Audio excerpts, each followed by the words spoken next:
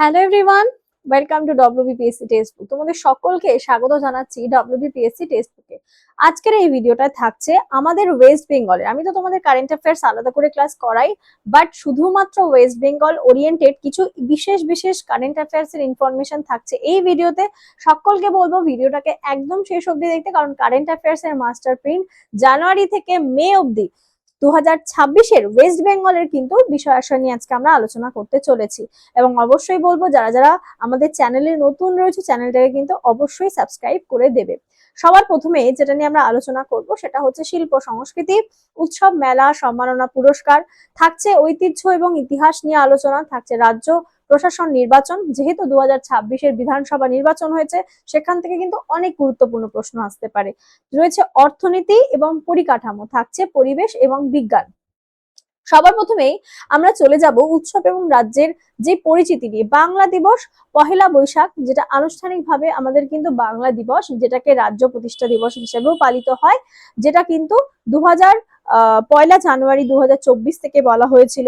এছাড়াও জাতীয় রাজ্য সঙ্গীত আমাদের কিন্তু বাংলার মাটি বাংলার জল, যেটা 1905 সাল বঙ্গভঙ্গের পরে সেখান থেকেই বলা হয়েছিল। এছাড়াও যদি পয়লা সংক্রান্তি বা এই যে পয়লা বৈশাখ, বৈশাখ মাসের সূচনা বাংলা ক্যালেন্ডারে, এটা পাঞ্জাব হরিয়ানাতে মাঘী লোহরি নামে পরিচিত, উত্তরপ্রদেশে খিচড়ি, আসামে রয়েছে মাঘী বিহু বা ভোগালী বিহু, কেরালাতে রয়েছে মাকার বিহু, তামিলনাড়ুতে রয়েছে পোঙ্গাল, এবং পশ্চিমবঙ্গে রয়েছে পৌষ সংক্রান্তি। এই বলতে পারো পৌষ মাসের শেষে পৌষ পার্বণে, যেটা হচ্ছে পৌষ সংক্রান্তি, নলেন গুড়ের শীতকালীন ধারের উৎসব এবং গঙ্গাসাগর মেলা দেখতে পাওয়া যায়। এবং যদি সাংস্কৃতিক ঐতিহ্য দেখি, কলকাতায় সব থেকে বড় যে বই মেলাটি হচ্ছে 39তম কলকাতার আন্তর্জাতিক বই মেলা। সেখানে কিন্তু এবার ফোকাস থিম ছিল আর্জেন্টিনা, এবং বিশেষ প্যাভিলিয়নে প্রথমবার অংশগ্রহণকারী দেশ ছিল ইউক্রেন।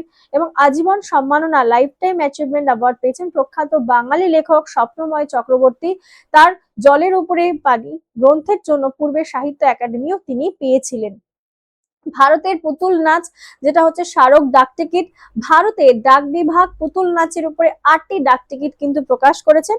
পশ্চিমবঙ্গের প্রতিনিধিত্ব কি রয়েছে? ডাঙ্গের পুতুল এবং বেনের পুতুল এর মধ্যে উল্লেখযোগ্য।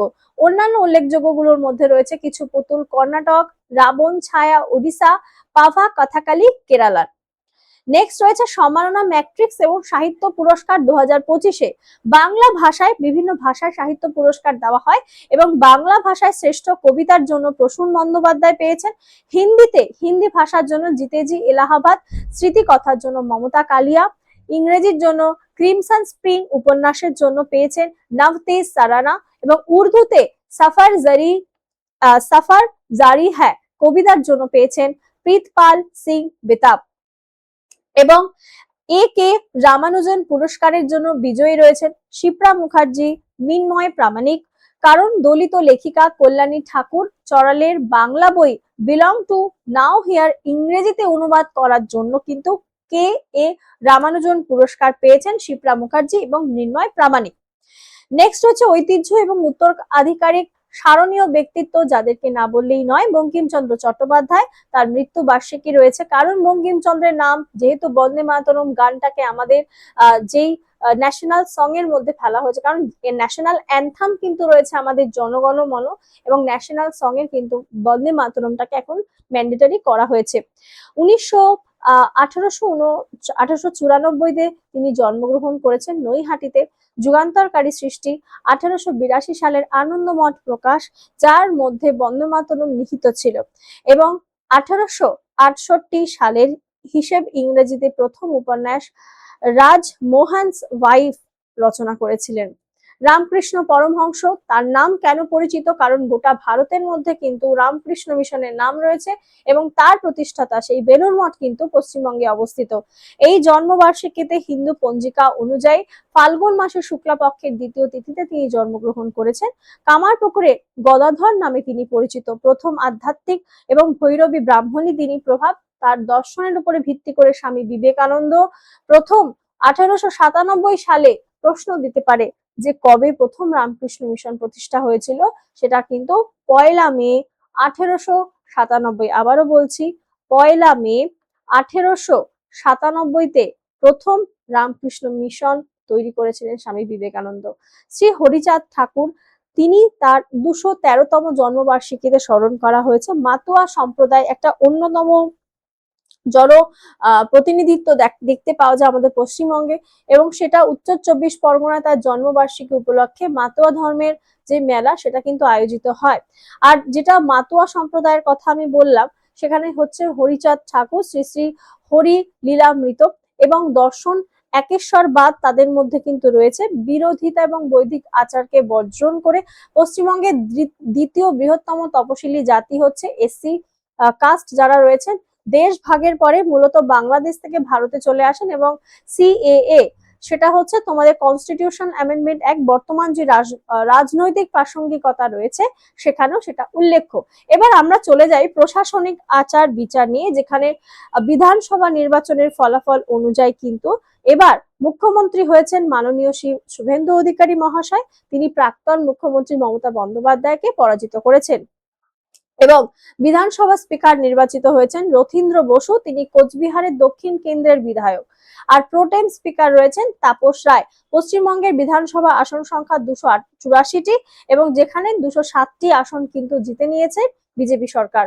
সপ্তম পে কমিশন, যেটা কিন্তু রাজ্য সরকারি অর্থাৎ পশ্চিমবঙ্গের রাজ্যের সরকারি কর্মচারী বোর্ড এবং সাহায্যপ্রাপ্ত সংস্থাগুলির জন্য সপ্তম পে কমিশন গঠনের নীতিগত অনুদান কিন্তু অলরেডি প্রদান করা হয়ে গিয়েছে। আর যেটা ইম্পর্টেন্ট হয়ে যাচ্ছে, এজ রিল্যাক্সেশন সমস্ত ক্যাটাগরিতেই কিন্তু 5 বছরের ছাড় দেওয়া হয়েছে। গ্রুপ এ তে হয়ে গেছে 41 বছর, গ্রুপ বি তে হয়েছে 44, এবং গ্রুপ সি ডি এর ক্ষেত্রে কিন্তু সর্বোচ্চ বয়স সীমা হয়েছে 45, যেটা কিন্তু তোমাদের বাড়তে দেখা গেছে।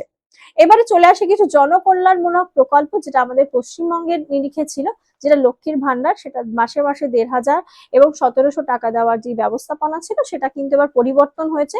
অন্নপূর্ণা যোজনা, অন্নপূর্ণা ভান্ডার স্কিম যেটাকে বলে, এবং সেটা আর্থিক সরকারি ব্যাংক অ্যাকাউন্টে 3000 টাকা চলে যাবে, এবং তার জন্য কিন্তু বিশেষ বিশেষ আমরা দেখতে পাচ্ছি একটা নির্দিষ্ট ফর্ম রয়েছে, সেই ফর্মটাকে ফিল আপ করতে হবে। যা যা ক্রাইটেরিয়া দেওয়া রয়েছে সেই যোগ্যতা থাকলে তবেই কিন্তু এই অন্নপূর্ণা যোজনার আয়তায় আসা যাবে, এবং মাসিক 3000 টাকা পাওয়া যাচ্ছে।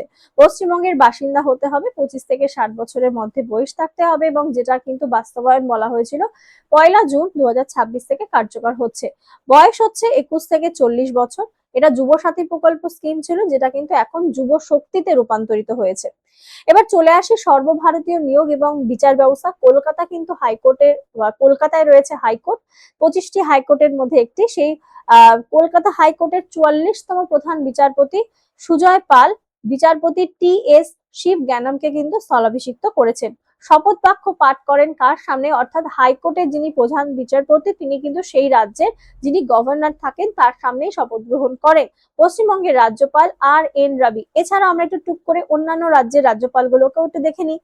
পশ্চিমবঙ্গে রয়েছেন আর.এন. রবি, পূর্বে তিনি তামিলনাড়ুর রাজ্যপাল ছিলেন। তেলেঙ্গানাতে শিব প্রতাপ শুক্লা, মহারাষ্ট্রে বিষ্ণুদেব সাই, নাগাল্যান্ডে রয়েছে নন্দকিশোর যাদব, না বিষ্ণুদেব সাই তো তিনি সিএম, এবং তারপরে লাদাখে রয়েছে বিনয় কুমার সাক্সেনা, এবং অন্ধ্রপ্রদেশে রয়েছে তরুণজিৎ সিং সাধু, এটা নতুন রাজ্যপাল।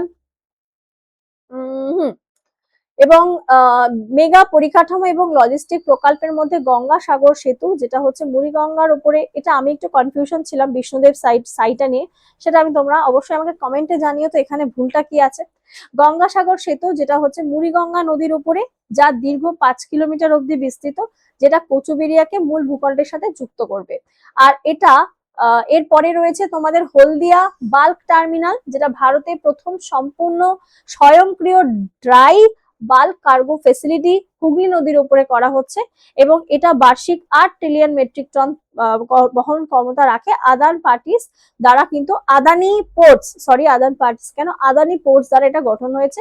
আর এদিকে বাস্কিউল ব্রিজ, যেটা শ্যামাপ্রসাদ মুখার্জি পোর্ট কলকাতাতে, যেটা বাস্কিউল ব্রিজ ওঠানামা করতে সক্ষম, সেতু সংস্করণের জন্য 117.54 কোটি টাকা অনুদান করা হয়েছে।